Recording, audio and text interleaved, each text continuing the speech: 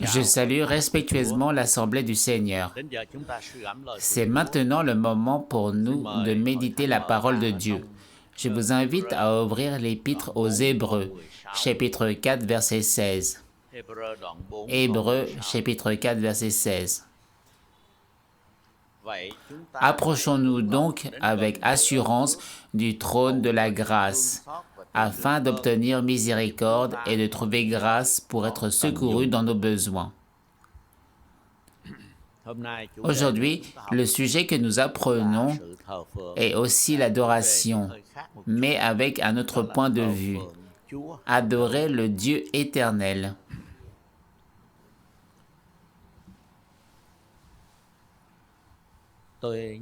Je rappelle qu'un biologiste, après ses recherches, a affirmé que la grande différence entre l'être humain et les animaux réside dans l'adoration. Seul l'homme sait adorer. Les animaux, même s'ils ont des aptitudes, une certaine préscience, de la force ou une intelligence particulière, ne savent pas adorer. Et je le rappelle, pour que nous puissions se souvenir, si nous devenons négligents dans l'adoration, alors la part animale en nous, la dimension charnelle va réveiller impulsivité, colère, agressivité, etc. Nous devenons alors proches des bêtes, des fauves. Mais plus nous nous approchons de Dieu, plus notre adoration devient intime et profonde. Plus nous devenons semblables à lui, partageant ses sentiments. Voilà l'idée que je rappelle du message précédent sur l'adoration.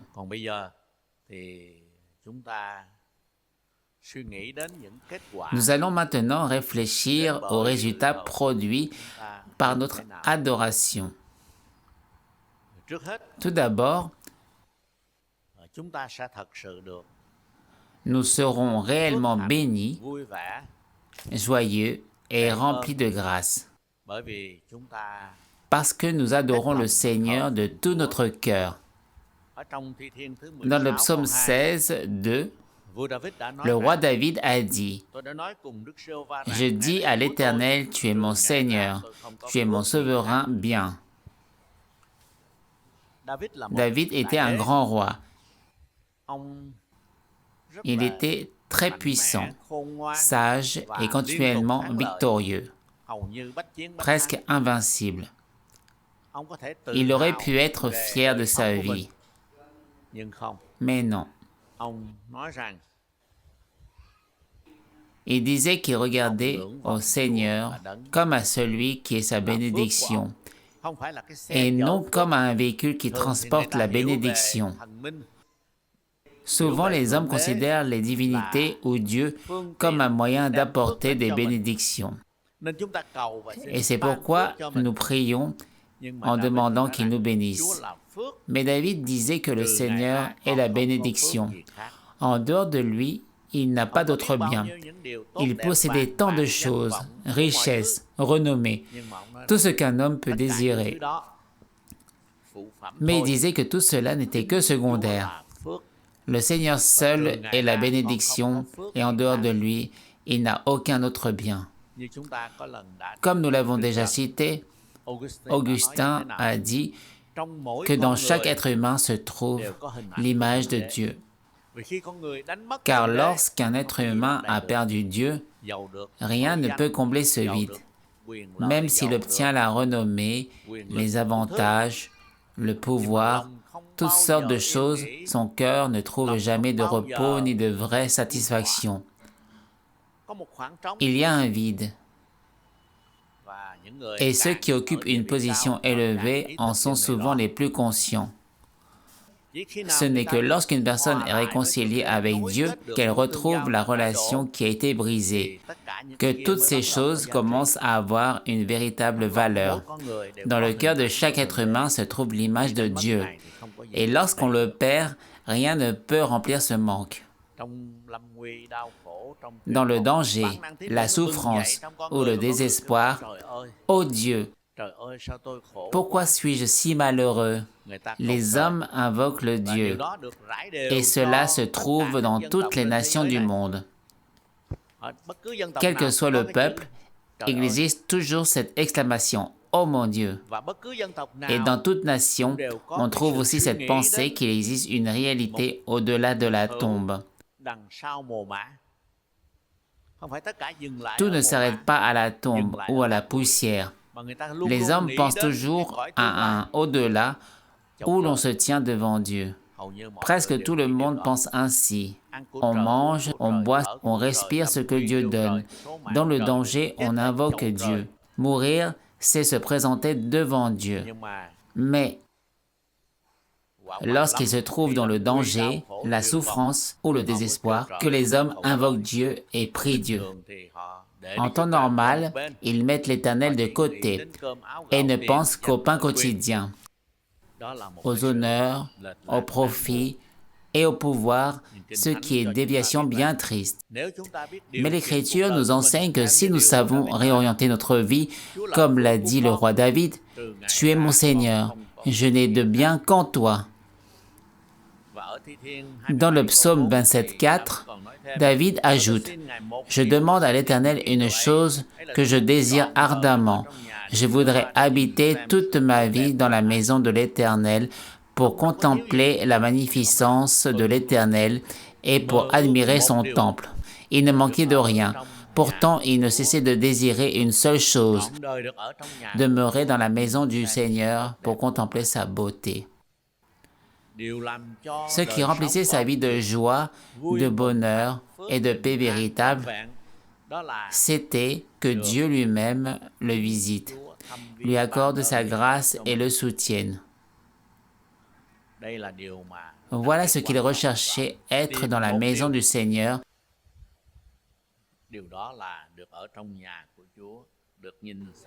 et contempler sa bonté. Et comme le dit encore le psaume 16, 11, « Tu me feras connaître le sentier de la vie. » Il y a d'abondantes joies devant ta face, des délices éternelles à ta droite. C'est auprès du Seigneur que nous trouvons une joie parfaite et des délices sans fin. C'est là la confession d'un homme qui a traversé d'innombrables épreuves, mais qui a trouvé dans le Seigneur même sa consolation et la véritable bénédiction de toute sa vie. Dans le psaume 73, l'auteur déclare « Quel autre ai-je au ciel que toi? Et sur la terre, je ne prends plaisir qu'en toi. » Au ciel, il ne voit rien d'autre que Dieu. Et sur la terre, aucune personne ne peut satisfaire la soif profonde de son âme. Seul le Seigneur est tout pour lui. Dans le psaume 84:10, il est écrit « Mieux vaut un jour dans tes parvis que 1000 ailleurs. » Même un seul jour dans les parvis du Seigneur vaut mieux que 1000 jours en tout autre lieu.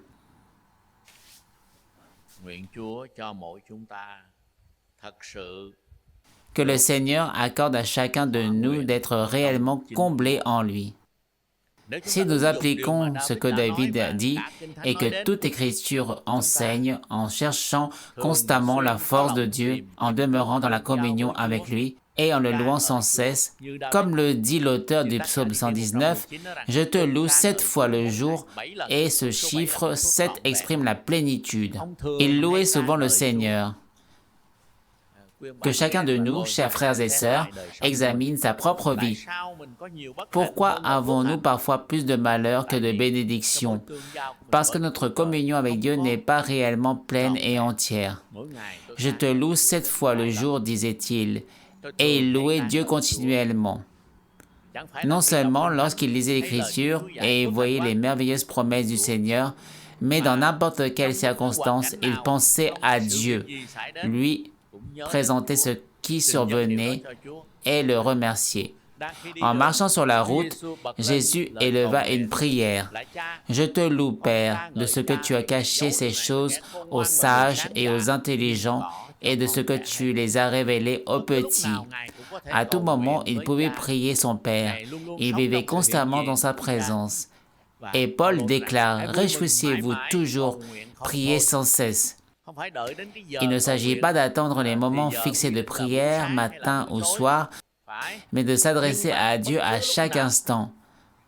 Comme cette personne âgée disait, « Lorsque je fais la vaisselle, je pense à la souillure de mon cœur et je dis, « Seigneur, rends mon cœur pur, purifie mon âme. » En toutes choses, elle se tournait vers Dieu.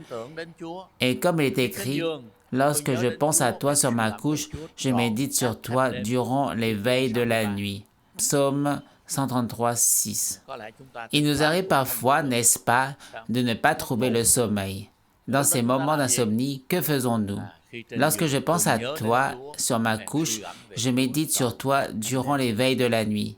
C'est ainsi que l'on ne laisse pas ce temps s'écouler inutilement, ce que l'on appelle du temps mort.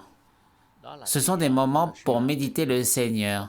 Ou bien nous nous levons, allumons la lumière, ouvrons l'Écriture sur notre table et lisons la parole afin de recevoir l'enseignement et la direction que Dieu veut pour notre vie. Nous vivons continuellement dans la présence de Dieu. Voilà une vie véritablement bénie. L'apôtre Paul, quant à lui, a traversé d'innombrables épreuves et des combats incessants. Il n'y trouvait aucun bonheur humain. Il disait, « Autrefois, j'étais ignorant, incrédule.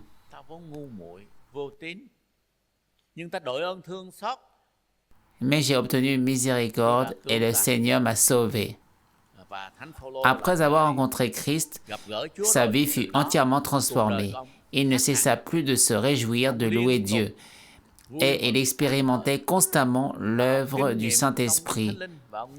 En parlant du Saint-Esprit, il nous dit que le fruit de l'Esprit, c'est premièrement la joie, puis la paix, la patience, la bonté, la bienveillance, la fidélité, la douceur et la maîtrise de soi. Le Saint-Esprit n'est pas quelque chose que nous devons forcer en nous-mêmes, ni par autosuggestion. C'est le Saint-Esprit qui remplit notre cœur de piété profonde et de joie. Le Saint-Esprit transforme un cœur sombre, amer, accablé, mécontent, en un cœur plein de joie, de paix, de patience, de bonté, et ainsi de suite.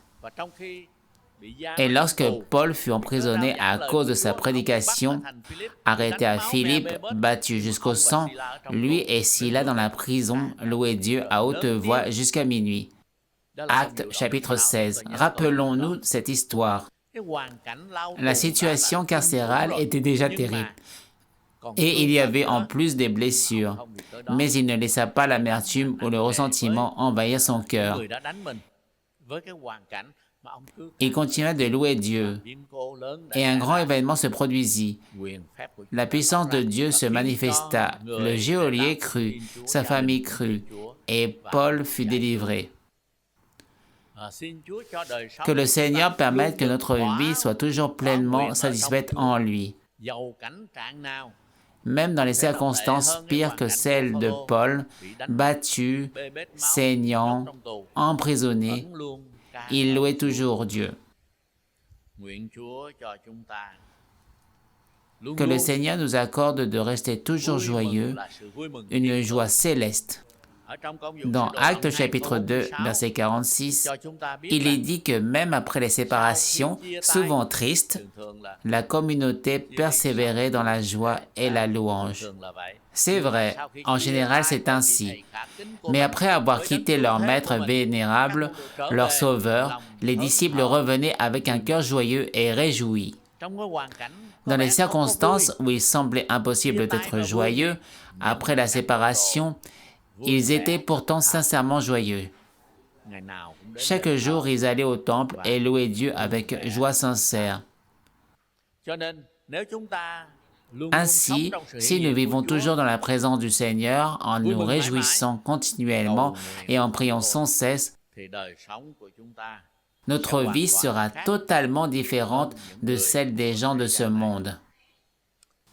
Dans Apocalypse chapitre 4 verset 8, il est dit que les cœurs célestes sont remplis de louanges. Saint, Saint, Saint, louons Dieu. On peut dire que tout le cœur céleste est animé par la louange. Et le jour où nous entrerons dans le royaume céleste, nous nous unirons aux chérubins pour louer Dieu. Le cœur céleste est animé par la louange. Que le Seigneur nous permette toujours de percevoir que le cœur céleste est parfois appelé le jardin des délices, le lieu de joie céleste.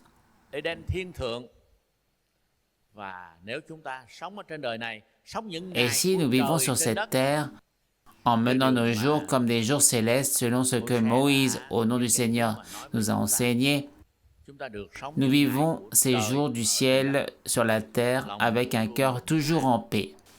Jésus est la source de joie pour tout cœur. Oui, c'est le Seigneur lui-même qui est la véritable source de joie pour chaque vie.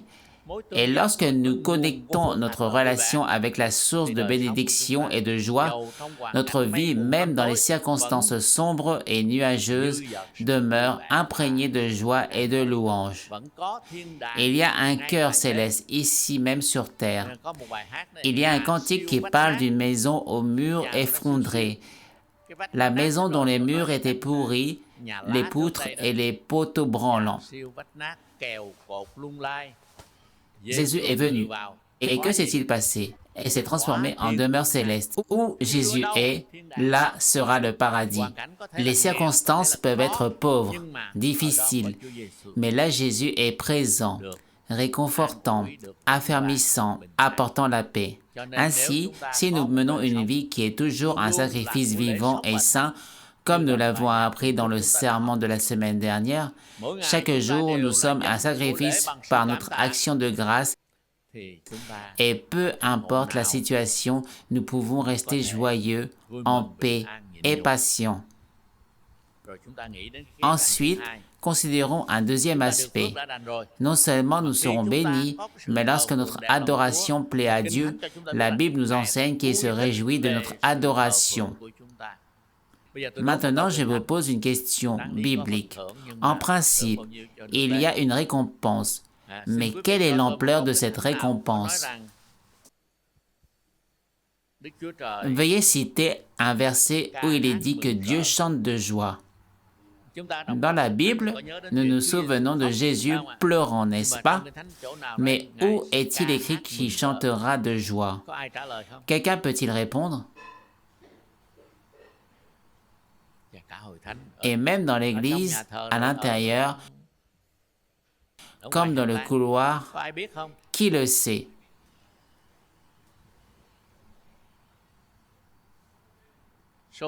Oui, Sophonie. Dans quel chapitre? Veuillez vous lever et lire à haute voix.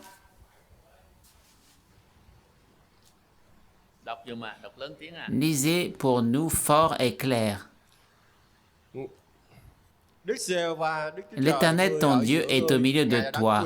Il est puissant pour te sauver. Il se réjouira il se taisera dans son amour. Il exultera de joie à cause de toi. Merci, c'est facile à comprendre car il est l'assistant du pasteur qui connaît mieux la Bible que d'autres, n'est-ce pas? Mais ce verset est rare à trouver. Je vous le redemande, dans quel livre? Sophonie, chapitre 3, verset 17. Retenez bien ceci.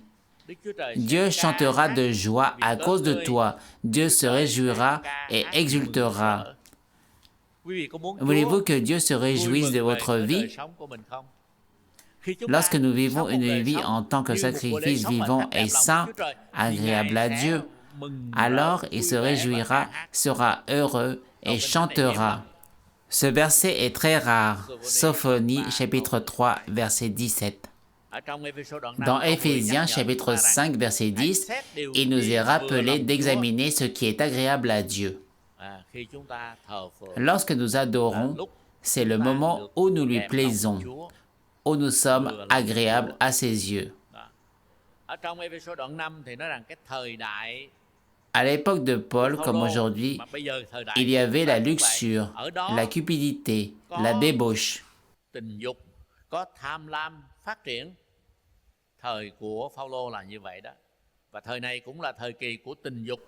L'époque de Paul était ainsi, et notre temps aussi est marqué par la domination de la sensualité et de l'avidité.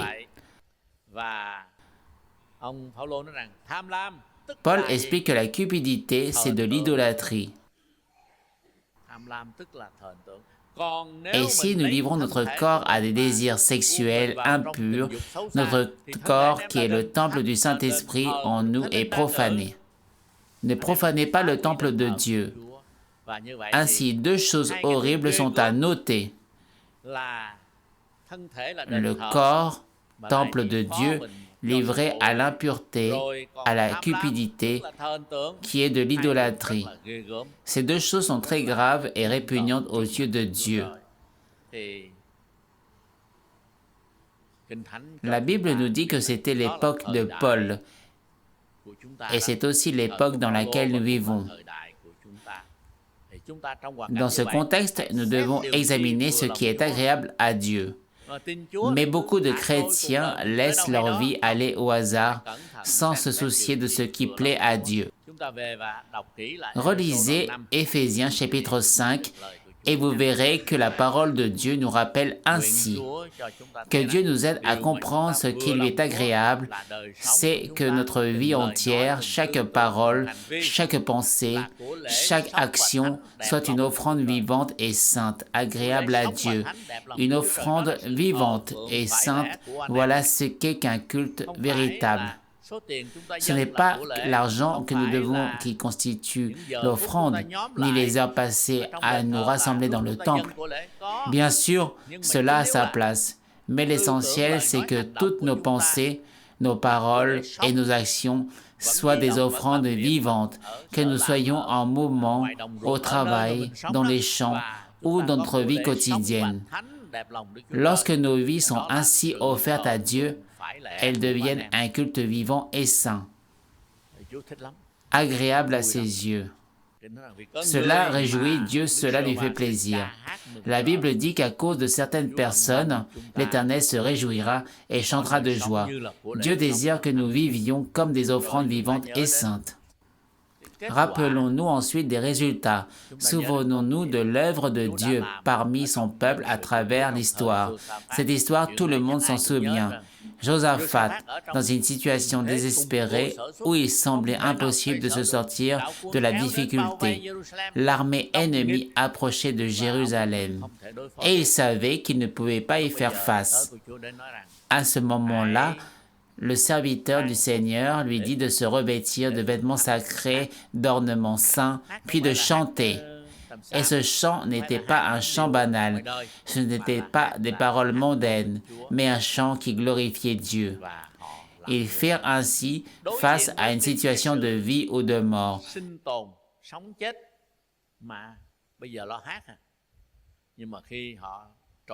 Mais en s'élevant dans le chant, dans cette armée nombreuse, quelque chose se produisit.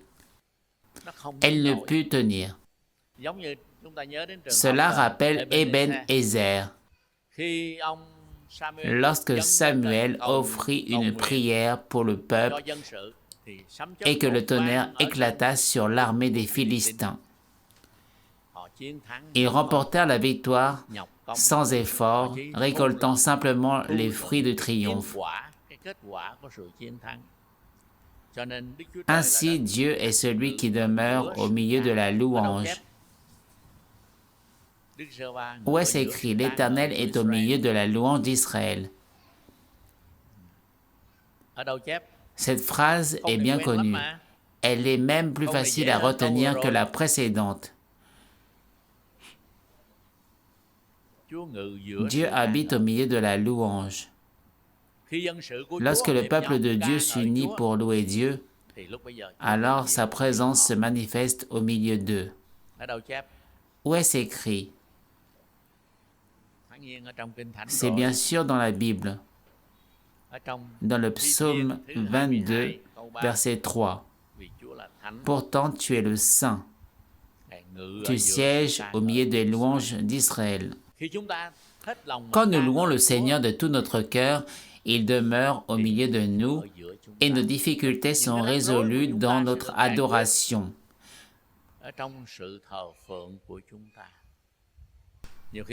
Parfois, nous pleurons en priant et à ces moments-là, nous répandons notre âme devant Dieu et il intervient. Mais parfois, il suffit de chanter et Dieu est aussi présent. C'est pourquoi l'Église aime chanter, parce que lorsque nous louons Dieu, il demeure au milieu de nous. Ce sont des instants qui lui sont agréables. Dieu désire que nous portons les fruits du Saint-Esprit, remplis de joie et de louange. Comme il est écrit dans Jacques,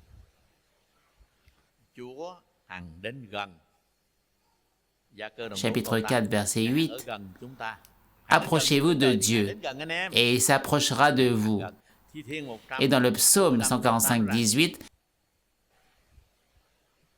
« L'Éternel est près de tous ceux qui l'invoquent, avec sincérité. Il est toujours proche, il n'est jamais loin. » Mais parfois, nous manquons d'esprit d'adoration et de confiance.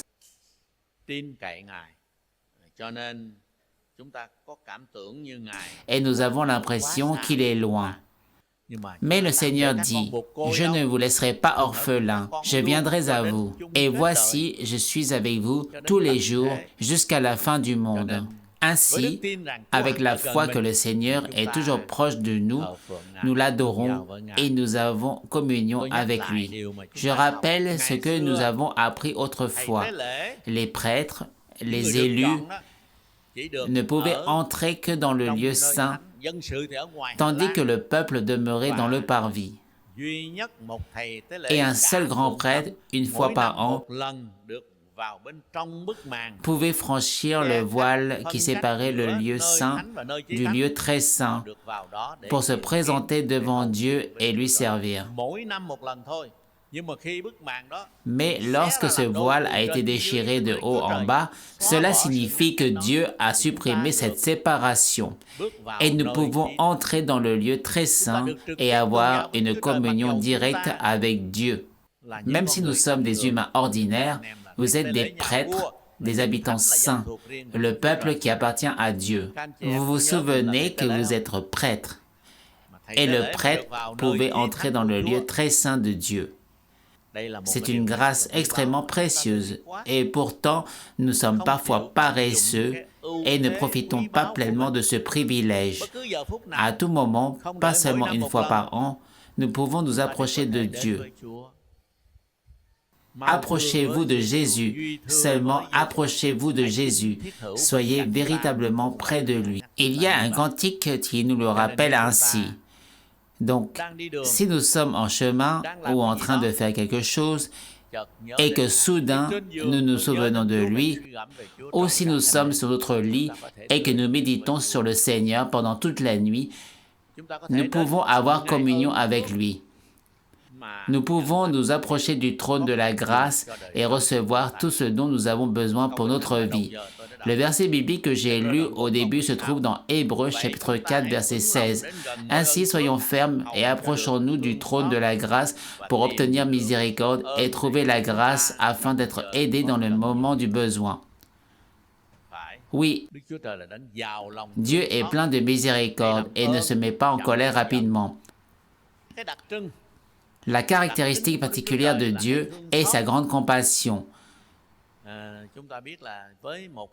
Nous savons que si une personne avec quelques conditions venait nous supplier encore et encore avec des paroles mielleuses, nous serions sans doute irrités, n'est-ce pas? Mais avec Dieu, il y a un cœur plein de miséricorde. Approchez-vous de lui. Demandez et vous recevrez. Cherchez et vous trouverez. Frappez et la porte s'ouvrira. Dieu est généreux et accordera bien au-delà de ce que nous demandons ou imaginons.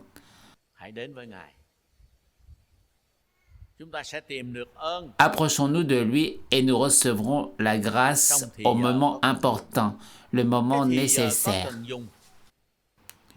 Tout se fait exactement au bon moment. Dieu est prêt à agir pour nous. Ce n'est pas que tout ce que nous demandons, Dieu l'accorde immédiatement, mais il donne tout au moment exact, au moment où nous en avons besoin. Rien n'est plus précieux que cela. Dans le monde, on dit souvent, on obtient ce qu'on souhaite. Mais si nous demandons des choses inutiles, cela peut même provoquer des malheurs. Cependant, si nous comptons sur la miséricorde de Dieu, il nous accordera la grâce nécessaire au moment opportun, au moment exact où nous en avons besoin. Souvenez-vous de lire attentivement Hébreux chapitre 4 verset 16. Il nous donne la grâce dans le moment où nous en avons besoin. Quand nous avons besoin de quelque chose, nous venons à Dieu. Seigneur, maintenant je suis endetté. Rien n'est plus lourd que la faute et la dette. Ou je suis confus et j'ai besoin d'argent pour payer. Voilà le moment où nous en avons besoin.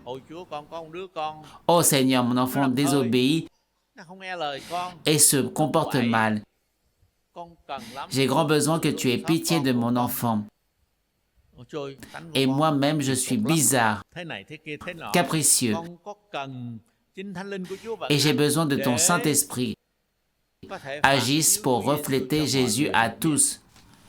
Quand nous avons besoin, nous avons le droit de nous approcher de Dieu.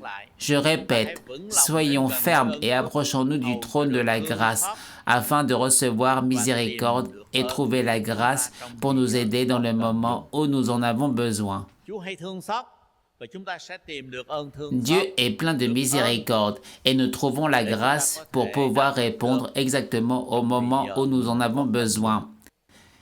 Y a-t-il quelqu'un ici qui dirait « Je n'ai besoin de rien » Non, chacun de nous a de nombreux besoins essentiels à chaque instant.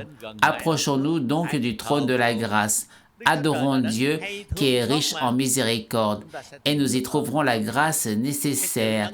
Le caractère de Dieu est d'être miséricordieux.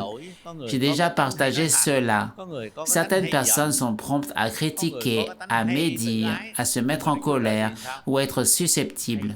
Mais Dieu, lui, est miséricordieux, riche en grâce et lent à la colère. Approchons-nous de lui pour recevoir sa miséricorde et la grâce qui nous permet de résoudre les difficultés de la vie exactement au moment où nous en avons besoin. Est-ce que vous dites Amen? Oui, soyez Amen. Ce sont des promesses précieuses et saintes pour chacun de nous.